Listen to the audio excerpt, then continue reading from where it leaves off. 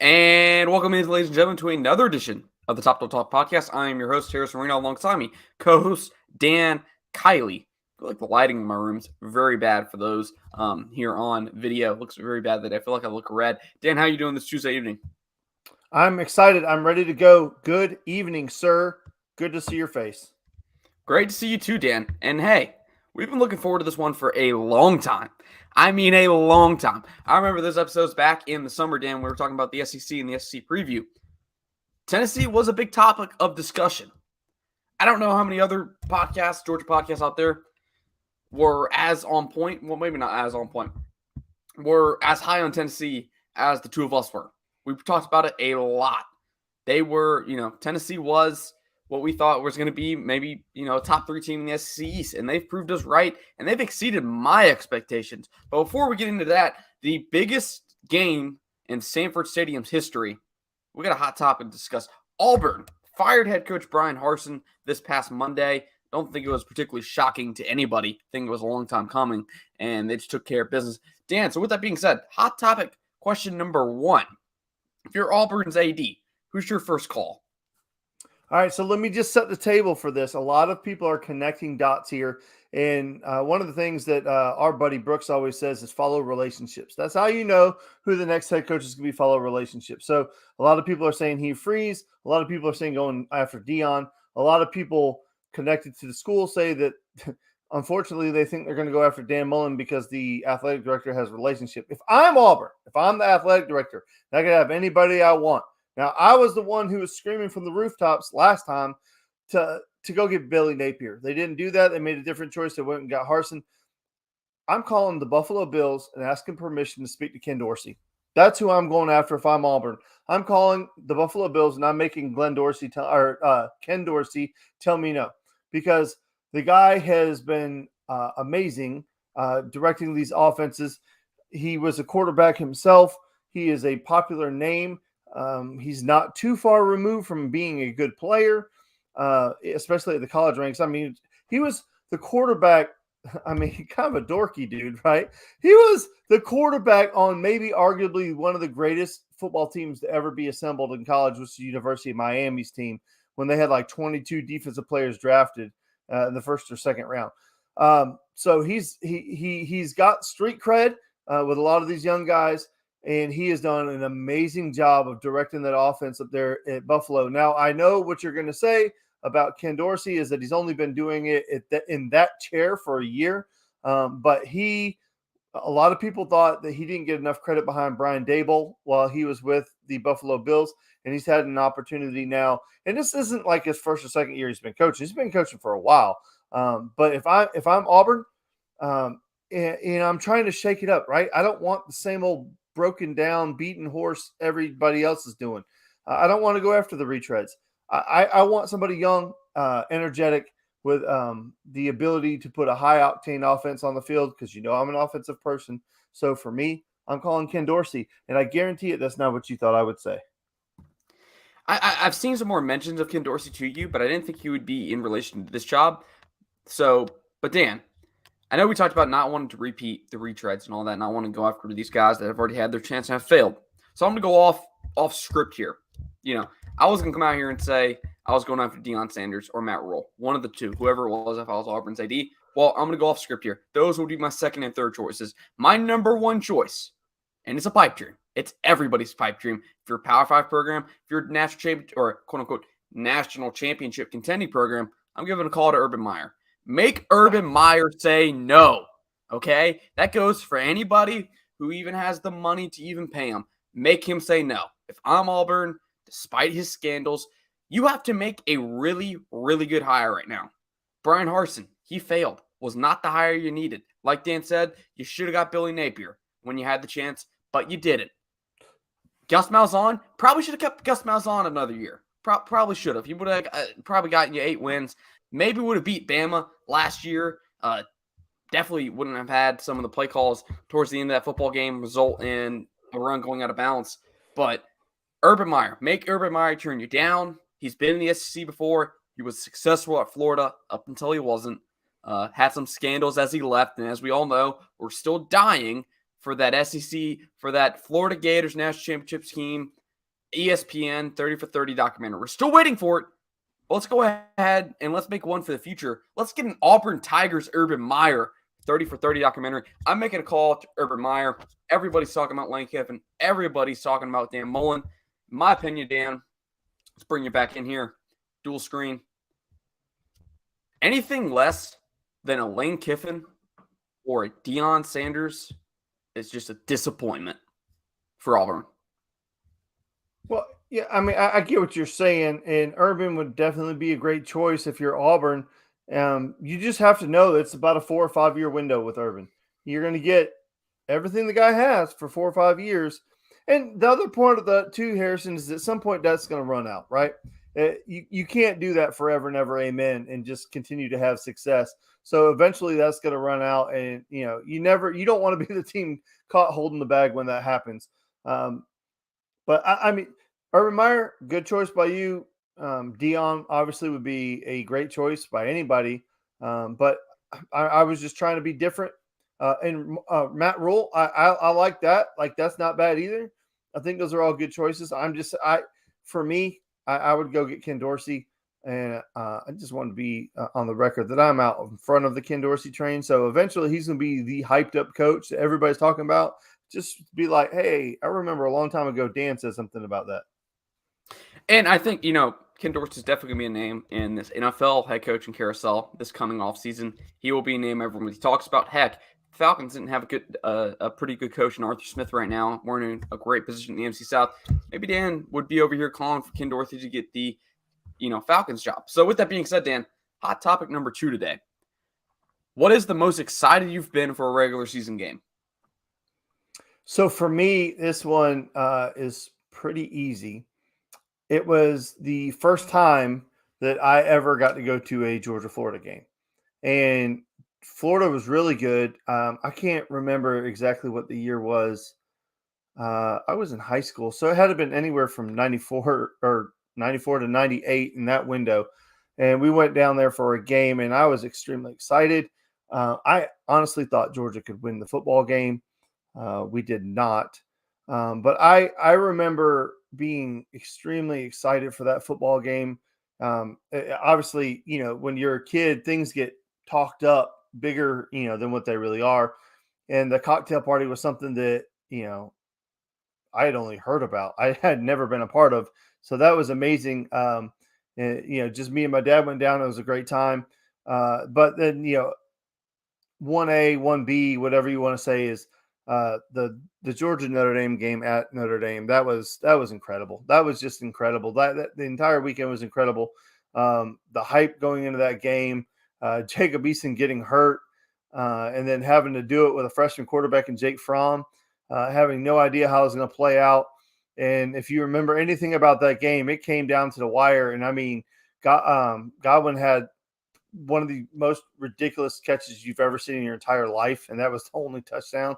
So yeah, and that game was incredible, just incredible. So those are my 2. Harrison, what do you got?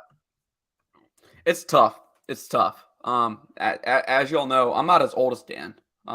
Just to give a hook, wink, wink. Hey, that's nothing against you. That's just saying that I'm just really young. They make comments. They make jokes in the comments about it all the time. Let's give it back to them a little bit. It's tough, Dan. I was really excited for the Clemson game last year. That seemed like a huge game, not only because it's Clemson, Georgia, and, they were old rivals, been rivals for a long time, and that rivalry kind of went away. And maybe it's something we talk about, over the offseason. Do we want to see that come back? I think I know your answer on that one. Georgia used to whoop Clemson. But also, like you said, the Notre Dame game. 2017 Notre Dame, I believe it was 2019 Notre Dame. Both very similar games. 2019 Notre Dame game, the hype was real for that one. It was going to be a game in Athens, the primetime game on CBS, a rare primetime CBS game. Nothing else like it. And, Georgia went in there and won. There was national championship aspirations, as there was heading into last year with Clemson. But looking back on it, that Clemson game's, the one regular season game. I've never been more excited for a game than that game because, with all the talk around Georgia being they want to win a national championship this year, it's their year to go do it. If it's not this year, then when? They went out there, they had to beat Clemson week 1. That's the most excited I've been for a regular season game. And until this weekend. And hey, maybe if Georgia, doesn't come out on top or the result's a lot different than we all think it's going to be, maybe we look back on this Tennessee game and say, hey, we probably weren't too excited about that. But with that all being said, time to get into Dan's rant of the week to give you just a little preview. Quote, and I quote, write this down in your notebook. Be careful what you wish for. And I'm going to leave it at that. Yeah, be careful what you wish for because you just may get it. All right, so the story, the beginning of the story starts when University of Georgia decided to let Mark Richt go, and I have been searching for the article and I can't find it. And I don't know why I want to say it was Mark Schlabach. It could have been somebody else, but there was an article written right when Georgia made that decision to make that change, and the premise of the article was that Georgia has now entered the arms race. And they said by letting Mark Richt go, you have made it known that winning 10 games a year was unacceptable. The only thing that mattered was national championships. That was the premise of the article. And that when you enter that race, all the enjoyment for the game goes away, right? So when I heard that argument, I thought it was laughable. Well, then you had Urban Meyer, when he was the University of Florida coach, when he walked away citing health issues, one of the arguments that he made was that he couldn't please the fan base. There's nothing he can do now to please the fan base because it's national championship or nothing. Nothing else is a success. Nothing else is acceptable. And there's no enjoyment. It's like watching the game or, supporting that team is now a job. It's a business, and all the joy is gone.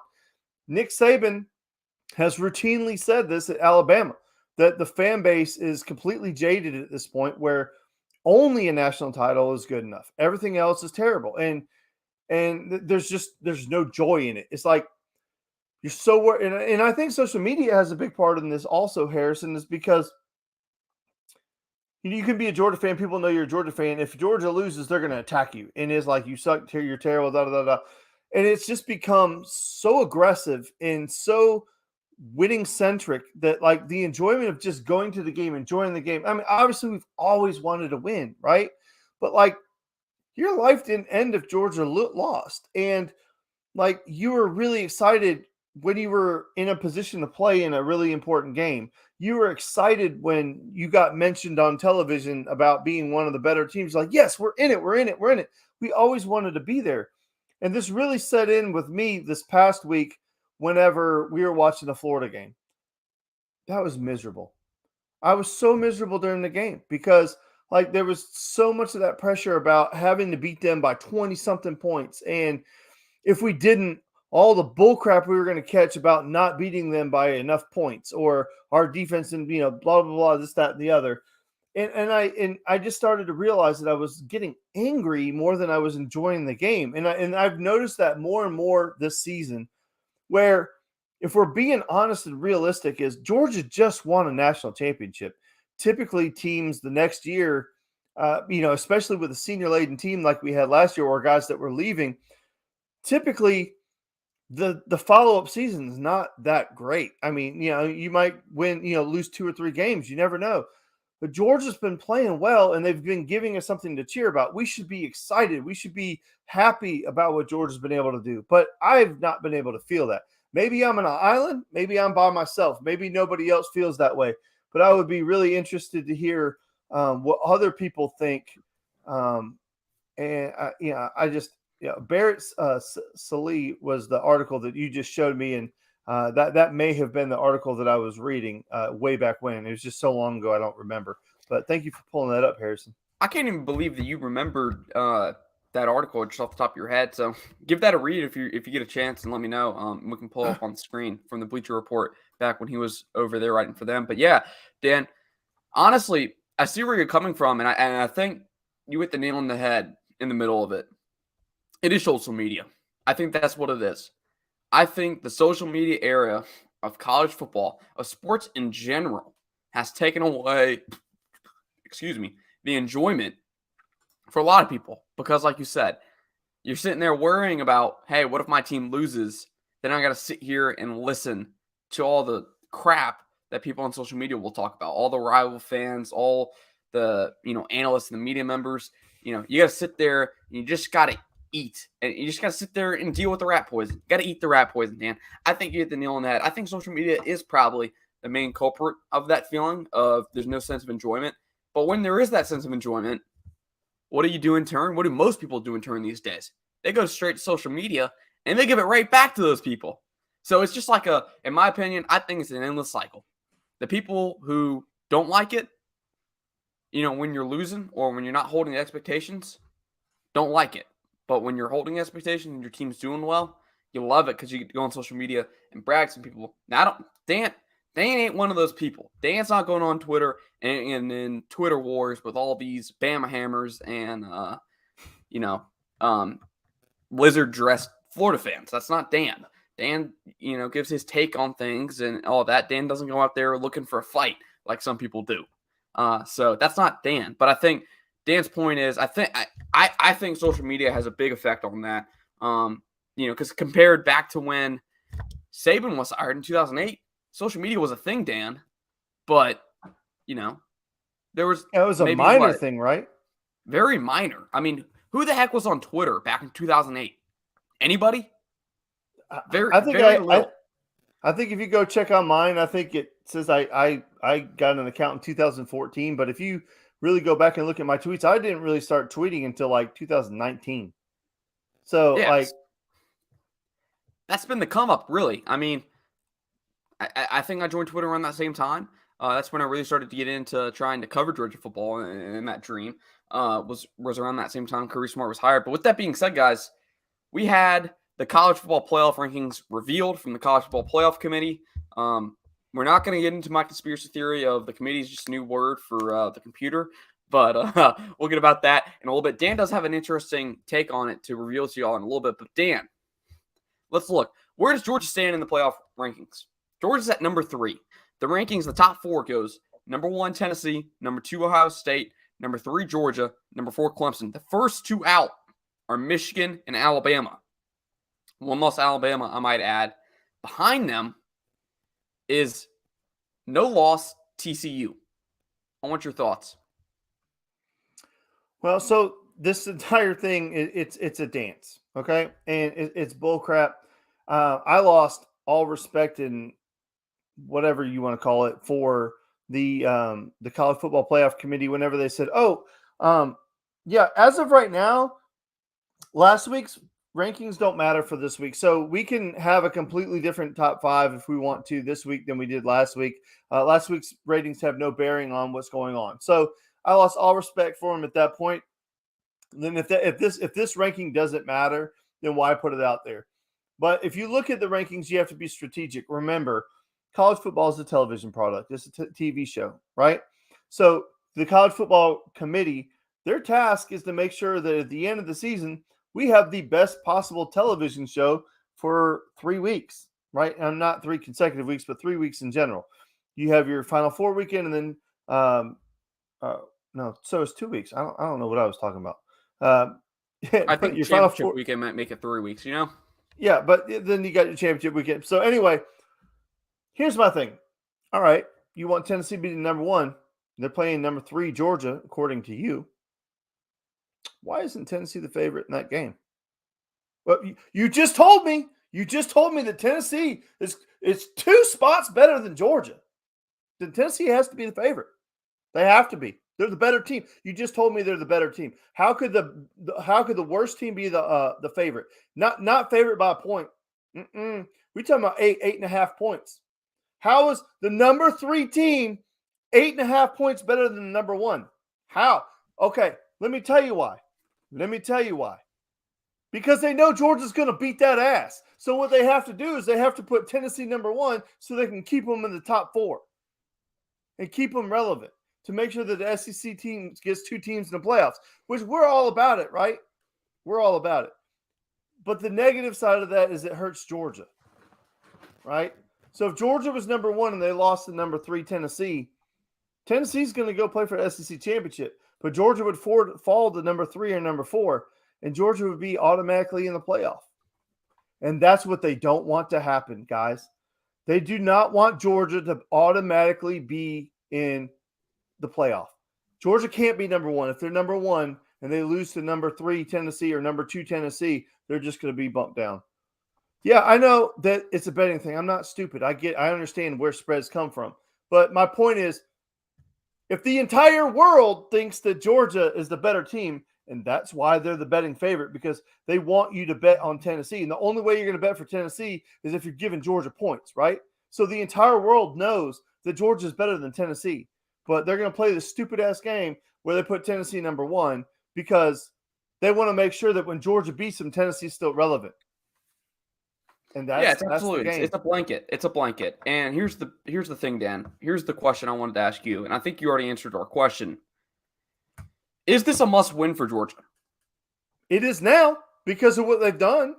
It is now. Because if you lose this game and you're number 3, you're falling. You don't have another game to catapult you back up, and you will not be playing for the championship in Atlanta. If Georgia loses this game, they're done. The end. If they were number 1, that would not be the case. But that's why they did it. They don't want to repeat. They do not want to repeat of Georgia, Alabama. They do not. So this is a strategic move by the College Football Playoff Committee to make sure that Georgia's either in or they're out, but they're not both. And Tennessee now has an opportunity to be both. So if Tennessee loses to Georgia, they're going to be in the College Football Playoff. They are, because they won't have another loss and they won't have to play Alabama.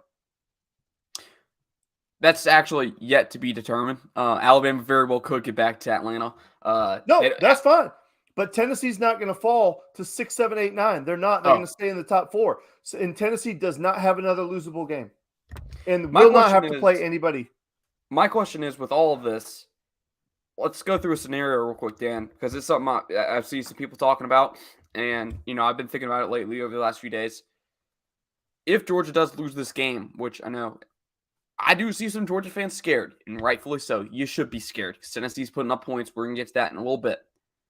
If Georgia loses this game, what needs to happen? What it sounds like is you need Alabama to win out. You need Alabama to go to the SEC Championship, play Tennessee again, and lose. 2-loss Alabama. Drops them out. You need, in my opinion, you need Clemson, Michigan, and TCU, one of the 3, to drop a game. And, I mean, Michigan, Ohio State, they're both going to drop. One of those 2 are going to lose. We know that because they play each other at the end of the year. Can you take a 1-loss Georgia that did not play for SEC Championship and put them in over a 1-loss Ohio State or Michigan that did not play for the Big Ten Championship in the playoffs? It's going to come down to who you want. Which 1-loss team do you want? Do you want the 1-loss non-conference championship appearance from the SEC or the Big Ten? You're missing the point. So if Tennessee beats Georgia, Tennessee has to play a rematch with Alabama in the SEC championship game. Do you see Tennessee beating Alabama twice? Realistically, no. Realistically, no. Okay? So now you have a 1-loss Tennessee and a 1-loss Georgia team. And that's the scenario Tennessee gets in. Yeah. Absolutely. So with this scenario, and like Jeremiah said, it's collusion. It is. It's not about the betting. It's not about the betting. It's about making sure that Georgia's either in or out. They do not want Georgia to get in with a loss. And by putting them at 3, this guarantees that Georgia with 1 loss will not get in. Will not get in. Because they're not putting 3 SEC teams in. The only scenario where Georgia gets back in is if it's a very, very close game with Tennessee. They lose like 34-35, right? Something like that, like 1 point. Then Tennessee beats Alabama again. Okay? Now you have a 1-loss Georgia team who the only team they lost to was the number 1 team in the country. They lost by a point. Now you can make that argument. Man, that's one heck of a gamble that you're trying to make, that Tennessee's going to beat Alabama twice. I mean, I think Tennessee is a great story. You were a huge Tennessee fan in the offseason. That was the one team that you wanted to talk about more than any other team. And you were right. You're right to do it. But that infuriates me. I mean, we all knew it was coming. We all knew it was coming. This is not a surprise. But I've just told you why it happened. Hey, Rookie, you're on mute. Yes, I championed Tennessee in the offseason, but I will say I did not see this coming. I didn't see them going undefeated. I didn't see them beating Alabama. I thought when they came to Athens at this point in the year, they were probably going to have 1 or 2 losses. That was my expectation. Not to be undefeated and to have just ran through basically everybody they've played so far except for Alabama. But with that being said, it's time to get into this Tennessee preview, Dan. We got 2 really good football teams meeting between the hedges. 3:30 game in Sanford Stadium. Yes, that's right. Not prime time, but you can thank that CBS contract, which, may I mention, does run out in a few years. And then you go to ESPN, where pretty much, hopefully, any ranked matchup with Georgia will be prime time. Maybe a pipe dream there. No, it'll be they're going to go head to head. Yeah. Oh, yeah, ABC game. It's going to, 2 really good offenses going head to head. You got a really good defense facing a really good offense, Dan. When you look at the total offense rankings this year on the at ncaa.com/stats/football, Tennessee is number 1. Georgia's number 2. Nobody's talking about that other than those in the Georgia space. Nobody's talking about Georgia's offense right now. And I think you probably have a good reason for why, because you saw them struggle in the come-from-behind win against Mizzou. Wasn't that impressive. They haven't been all too convincing when passing the ball as of late due to whatever reason. Something, you got to prove the doubters wrong this week. That is what it's going to come down to. People are doubting Georgia. It's why you're seeing everybody bet on Tennessee right now. You're seeing Tennessee at number 1. That is the thing, Dan. I want your honest opinion on this matchup before we get into kind of some of the news that has broke over the last few days. You want my opinion on what? I'm sorry. Honest opinion on this matchup. My honest opinion on this matchup is that offensively, I think the reason that Georgia's offense doesn't get as much talk as Tennessee's offense is because we don't have the flashy toys, right? We had George Pickens last year, but he wasn't healthy, so you didn't get to see him. Ladd McConkey does a good job, but he's not flashy. He's not on SportsCenter's top 10. Now, Brock Bowers is, and he does make some spectacular plays, but he is not what you would consider a top flight wide receiver. And, we love him, and he's the best tight end in the country, but he's not, some of these other guys. I know he's only a freshman. That Evan Stewart out there at Texas A&M, that kid is unbelievable, right? And, Tennessee's got some really nice wide receivers. USC's got some nice receivers. Addison comes to mind, the Blitnikoff winner. Georgia just doesn't have those shiny toys. And their offense is much more bricks and mortar. They were trying to be a throw-it-around football team this year, and they looked amazing doing it against Oregon and have looked terrible pretty much every other game trying to do it. Once we got back to running the football, we've had a little bit more success. So I think on the offensive side of the ball, that's why Tennessee gets all this love, all that praise, even though the numbers are a lot closer than people would think. The biggest story of this game is going to be the defense, right? Tennessee is going to score points on Georgia. And I know, you can take all of those pretty stats that we have defensively and just go ahead and put them in a neat little folder and stash them away because those are done. That entire narrative that we're just amazing defense is going to be ruined after this weekend. At the end of the day, can Georgia get enough stops and can they score enough points? Because we know that Tennessee is going to score points. And I think that is the one thing that every Georgia fan who is not a fan of Stetson Bennett has always been is they don't know if he can do it in a shootout, right? Because we've never really seen him have to do it in a shootout. We saw Jake Fromm do it in a shootout against Oklahoma when, nobody thought that Jake Fromm could do it either, and he did. So Stetson might be able to do it too. But I know when we got in a shootout with Florida a couple years ago, that car crashed and burned early in that football game. So my honest opinion about this game is I'm scared to death is not the right phrase when you said, Georgia fans are scared. I just realistically, I don't know if we can score points with them. And that's what I'm worried about is I don't know if we can score points with them. And that's my honest opinion. And that's going to be the biggest question you get into. I do have a wild stat thanks to Connor O'Gara. Surprised this isn't being talked about more, and it's definitely going to get talked about more as the week continues. Georgia's last time playing in a game, Dan, in which both teams scored at least 30 points was the 2017 Rose Bowl, as you just noted. Want to hear something even crazier? When Georgia allows 30 points in the Kirby Smart era, it's 1-9. 1-9. But when they allow less than that, they're 73-6. Well, and the reason is because that's what Kirby wants, right? He wants to control the game and keep the score down. If Georgia's giving up 30 points, it's because their game plan did not work. The end. I mean, that's the story. Like, there hasn't been. It's if Georgia's giving up that many points, their game plan did not work, and we're not in that football game. It's unfortunate, but that's true. When Georgia's game plan is working, the other team can't score. So, I'm just looking at Alabama. Anytime that we got in a shootout with them, they just pulled away and left us sitting. So, I mean, listen, I've seen people talking so much trash about how Georgia's going to just beat the hell out of Tennessee, and it's going to be like 45-10 or something like that. No, there's no way. I love Georgia more as much as anybody else. No way in hell we give up 10 points or less to Tennessee. There's no way that's happening. Harrison, is there any scenario other than Tennessee's offensive players forgot where the game was? Outside of that, do you see any scenario where Georgia gives up 10 or less? No. I think the baseline of this game is 17. And that's what they scored last year, but this ain't the same team. Neither side's the same team. Baseline 17. Tennessee's going to score points. I want to say at least 17 or 20 points. That's the baseline at the very minimum. But it's all going to depend on, how many possessions they get. They like to get as many possessions as they can each quarter. We saw it last year. They went up tempo and went really fast. Didn't give Georgia much time to substitute. Gave Georgia trouble for about, 15 minutes, and then Georgia found an adjustment, flipped that game over, and ended up going on to beat them pretty bad.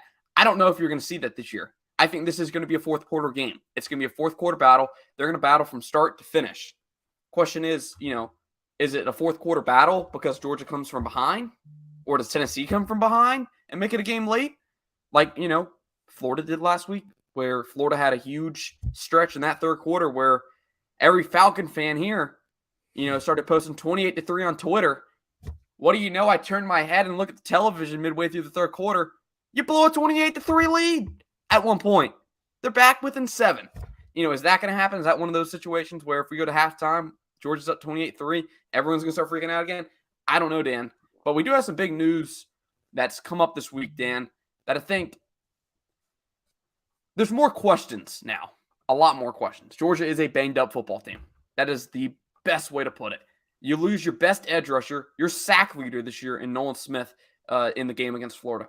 Hurt his pectoral muscle. Excuse me. We originally thought it was going to be a shoulder. Ended up being a pec. He's out for the season, Dan. Leads Georgia in sacks with 3. Georgia has 10 sacks as a team. But don't let sacks fool you. They do stand near the top of the SEC in quarterback pressures this year. The injuries are coming for you, Georgia. I'm going to level the playing field by taking out your best players. I've already gotten AD. I've gotten Jalen. And now I've got Nolan Smith. Injuries have come for you. What can you do? All right, listen, all joking aside, injuries have come for Georgia. We talked about Georgia being a banged-up team last year, but they had so much depth that they were able to overcome it. Losing Nolan Smith is huge. That is significant. And I know the Discord is going to go wild with the Chaz Chambliss getting to play stuff, with the Chuck Norris and Chaz Chambliss comps. But listen, Chaz is not the same player. You've got a couple of guys listed down here. Obviously, Bobby Beal might have to do something, but Marvin Jones Jr., Marvin Jones' dad was a freak of nature, and I talked about him in the preseason. I wanted to see him get some run. But they're going to have to find somebody to replace that productivity. I don't know that you're going to be able to do that. I think Dan Jackson not being in the secondary for this game is extremely huge. You don't have that listed down. If Jalen Carter does not play and cannot play well in this football game, I think the advantage goes to Tennessee. I really do. I think Jalen Carter is that important of a player. And not only does Jalen Carter need to play, he needs to be able to play well. Make Tennessee one-dimensional. That way, some of your younger players have an opportunity to tee off, just line up, pin their ears back, and go get the quarterback, right? And then obviously, Hendon Hooker can hurt you with his feet too. I mean, he's not Michael Vick or Lamar Jackson. He's not that. He's a pocket passer. He's a true pocket passer, but he does have the mobility to get out of the pocket. Jalen Carter being able to push that pocket back, make him uncomfortable is extremely important. And then the one name that you have listed down here is A.D. Mitchell. And A.D. Mitchell is extremely important because since he's been gone, we don't have an X. And if he can't play and he's not healthy and we don't have that X, I think that's what muds the waters for this University of Georgia offense. And I think that's what really bogs it down and makes it slow, is that we don't have that true X to really stretch the field. I thought Arian Smith might be able to do something in that role where, just let him take the top off. Obviously, he's not been healthy. I don't know what it is with Georgia receivers. Again, it goes back to the conversation that I've had with a lot of high school kids that I know, and I'll ask them about being, they're receivers, and I ask them, would you consider Georgia? And they said no, they would not. They don't throw it enough, and they don't develop receivers. And it's hard to argue that when it constantly gets thrown in your face that you just don't have the productivity at that position. I mean, George Pickens is amazing, but really, at the end of the day, what did he do here at Georgia? Right? I don't mean to be cynical, and I love George Pickens, and he was a hell of a player while he was here. But at the end of the day, what did he really accomplish? I mean, the year that we won the national title, he's not even really part of it, right? I mean, look at the greatest receiver, arguably, that Georgia's ever had, which was Green, right? AJ Green. And what did he really accomplish at Georgia? And so that narrative is there. So we need A.D. Mitchell to make this offense whole, and we need him to be the player that he's supposed to be. And I hate to put pressure on a kid like that, and obviously he doesn't give a crap what I say. But at the end of the day, I think Jalen Carter and A.D. Mitchell are the two most important people for very different reasons. But Jalen just because he's arguably the best player in the country, and then A.D. because we severely need him. Absolutely. And I do want to give a shout out, we have seen some players step up. Now, they can't play the role of Adonai Mitchell. Don't get me wrong. But they have played well for Georgia, and that's Dylan Bell and Marcus Rosemy-Jack Saint. I was talking to Dan yesterday over the phone. That third down conversion by Marcus Rosemy-Jack Saint, when he caught that ball on third down, had that DB on his back, was draped, basically caught it. That ball was going to the ground, basically caught it between his legs with his hands. That's an NFL catch right there. That was insane. He has a ton of talent. He's so instrumental to how Georgia, blocks on the perimeter. When he's not in there blocking the perimeter, Georgia's not that great blocking the perimeter without him. He is such a strong blocker, but he's also become a red zone threat for Georgia. He's become a third down target for Stetson Bennett, somebody who developed chemistry with. Dylan Bell, in A.D. Mitchell's timeout, he's been a guy that's received a lot of those snaps. I don't know if Georgia really has played anybody at the X receiver position. Marcus Rosemy-Jack Saint has been the quote-unquote X receiver, but they need A.D. Mitchell. What he did against Oregon, he stretched the field for Georgia. When it was goal to go, that back shoulder fade that Bennett threw to the Mitchell, just one-on-one coverage, let him up, go get it. That was A.D. Mitchell's job, and he did so well. It reminds people of George Pickens. That was always the comparison. It's going to be the comparison for any receiver over 6'4" for the next few years. Whether you're a 3-star, whether you're a no-star or 5-star, you're going to get compared to George Pickens for years to come. That's going to be it. I agree, Dan, and I'm skeptical because we saw A.D. Mitchell for 5 snaps, according to Dog Nation, against Auburn. 5 snaps. He didn't play in the game against Florida a week ago, this past Sunday. He dressed, he went on the trip, but he didn't play. So it's actually concerning. Are they going to throw him back in here in the biggest game of the year against Tennessee? That was a question people had against Alabama about George Pickens last year. Are they going to throw him, just into the action? They didn't just throw him into the action. They put him in against Georgia Tech. Then they let him play sparingly against, Alabama in the SEC championship game and worked him up from there. It goes to that narrative, the Kirby narrative, that once you get injured, you disappear from the program. You don't exist anymore. Once you get hurt, you're gone forever and ever. Amen. If you look at like Don Blaylock and some of those guys, like look at Arian Smith. I mean, either that guy's the most injured football player in the history of the world, or there's something else to it because that guy's never on the field. And I don't know, but it's just that narrative with Kirby. If you get hurt, you just disappear. And I think he really they value reliability and availability. Availability is the best ability, Dan. Remember that? Remember that quote? I remember that quote. Being told that availability is the best Can't ability. make the club in the tub. Yep. And that's what happens. When you're on such a talented football team, if you get injured, you run the risk of being replaced. We've seen it happen at quarterback. We've seen it happen, on the offensive line, especially. You get hurt, you can get replaced, Dan. So, Dan, with that being said, big game. Really big game. You're at home. It's at 3:30. Not the night game. It's not a night game like everybody wanted, but it was never a realistic possibility unless CBS just said, no, I want LSU, Alabama. Dan, I need your prediction.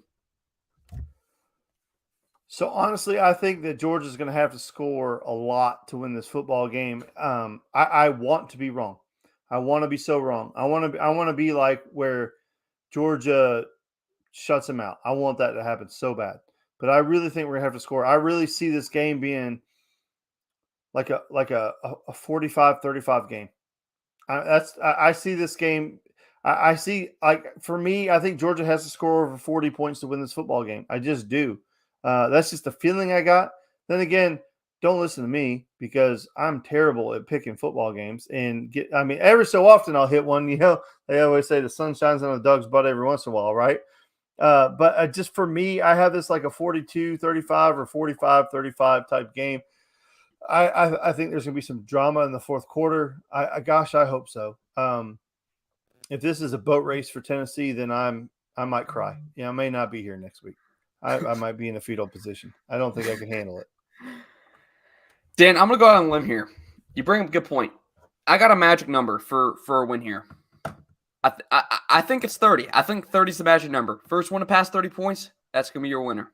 I think that's it. And as we read out on the stat, Georgia's 1-9 when their opponent scores over 30 points. So I'm going to go out and agree with a take that Aaron Murray put out into the stratosphere this week.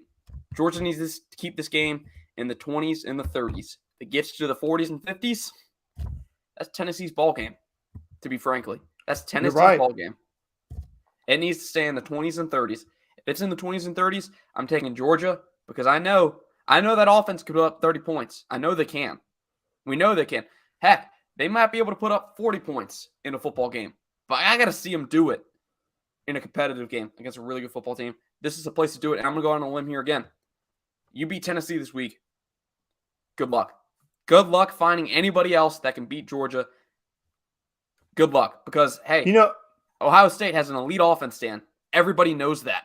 They got the dudes and the schemes, but Georgia matches up, honestly, probably better with Ohio State than they do Tennessee.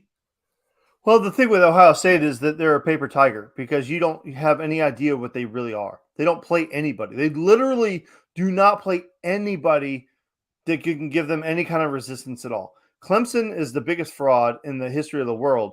They are struggling every single week with ACC teams. Wrap your brains around that. They cannot beat ACC teams by more than a touchdown. They're I know I'm going to hurt some feelings. Clemson is terrible. They are a terrible football team. They are not a good football team. They are not. That is a beat. I would love to get that game in the first round of the playoffs. That would be amazing. But Ohio State is really good, but there's no way to know that for sure. And with this Georgia team, I've said it multiple times now. It's an immature football team, and I don't mean that in a negative, disrespectful type of way. I'm just saying they have a lot of young guys, and to me, they play to the level of the competition. They were hyped up for that Oregon game, and they beat the brakes off of Oregon. I think they were extremely motivated to beat the heck out of South Carolina. I'm not exactly sure why they were excited about that game, but they were, and they beat the brakes off of South Carolina. But every other game, it seems like they're just like, maybe we'll play hard. I don't know. They were beating Florida. They get up to a lead, and then that immaturity, the way I define it, kind of kicked in where they were like, oh, and they took their foot off the gas. They don't have that killer instinct like the team last year did, where they just put their foot on your throat and choke the life out of you. They don't seem to do that anymore, at least not this iteration of this team. I would really like to see the good version of Georgia come out this week and put their foot on Tennessee's throat and just choke the life out of them and do it fast. like make it a pain-free death and just put them out of their misery. But the other thing is, I want some joy. And I think that's part of the frustration of being a 20-point favorite in every game is just like you have that pressure, right? Well, this is a game that's supposed to go back either way. I want to be able to ride that roller coaster. You probably don't want to be in the room with me while I'm riding that roller coaster because Or in the it's a text group violent chat. roller coaster. But we need some excitement back in our lives, and I'm really excited for this weekend. I think it's going to be an exciting game. Break their nose with the hobnail boot. Like Dan said, Dan wants to flash it back to Oregon. You put it in the text chat a few days ago. This team has played up their competition. You know, when they face big talent, they've played up to their competition, but they've also kind of played down to the competition at times. Which team is going to show up? My inclination is they're going to play up to their competition. The competition's the number one team in the country. Good luck, Tennessee. You just got that badge of honor put on you. You're the number one team in the country coming into Georgia's house. As the kids say these days, you're probably not going to walk into Georgia's trap and just walk all over them. That hasn't been done since Alabama did in 2015. I find it hard to believe that Tennessee will walk in there and just walk all over them. Dan, real quick, before we wrap up the program, I want to ask you one question, then you could chip in right here. Well, let me say what I want to say. Remember your question. When Georgia first got that number one ranking, they don't seem to play well with the number one next to their name. Tennessee has never had that number one next to their name with any of the kids that are playing. They haven't been, I don't think none of them, Tennessee has not been number one since any of those kids been alive. So how do they handle that number one ranking next to their name? And now does this piss Georgia off? All right, ask your question. There's been a lot of chatter, Dan. Kirby Smart went out there and asked for the fans to show up. You know, if you got a voice after the game, you didn't yell long enough and loud enough. How much do you see Georgia's being at home, having that home atmosphere, impacting this football game? Ever since Kirby has gotten here in that second season when he requested 93,000 to show up for the spring game, and they called it 93K Day, right? Ever since that moment, Kirby doesn't ask every single week, okay? Kirby knows when that is his nuclear button, right? That's the nuclear warhead, and he's just got it tapped. It's his fan base. And whenever he needs it, he knows that he can hit that button, and his fan base is going to react the way that nuke would, right? And the fans have never let him down. When he says, I need you to travel to the Rose Bowl, they travel to the Rose Bowl. Whenever he said, I need you to show up and show out, they do. We had that one noon game that he was worried it was going to be a sleeper of a game. Was it the South Carolina game? Was that the one he was worried about being a sleeper game? Which one? It was. I might have been. I don't know. I don't know why I'm losing train here. But every time Kirby has asked for the fans to step up, they've delivered. He asked for them to be early. They will be early. He asked for them to be on time. They will be on time. He asked for them to be loud. They will be loud. They will be obnoxious, drunk, barking fools.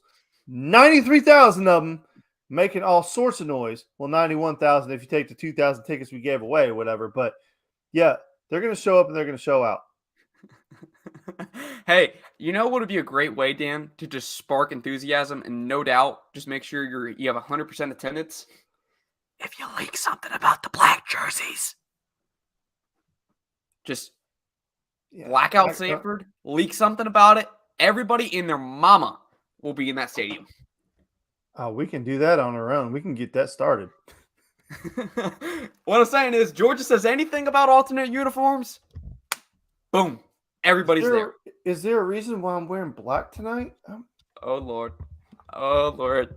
Dan Kiley's got to get a movement started. Hey, go follow Dan Kiley at DanKiley3 on Twitter. Follow me at Harrison Reno on Twitter. My nose is still stuffed up, still congested. Probably hearing my voice. I can definitely hear my voice. Just going to wrap it up today.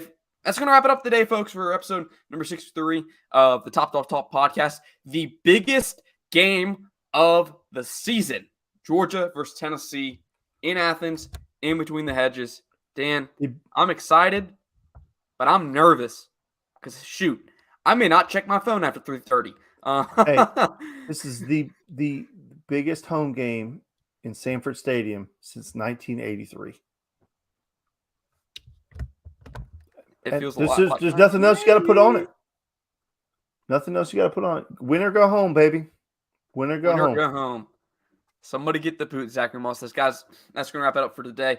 I'm going to go try and take some medicine to decongest myself and get ready for this football game. Heck, I don't even know. Maybe I have to go call a football game on Friday. Guys, we'll see you back next Tuesday.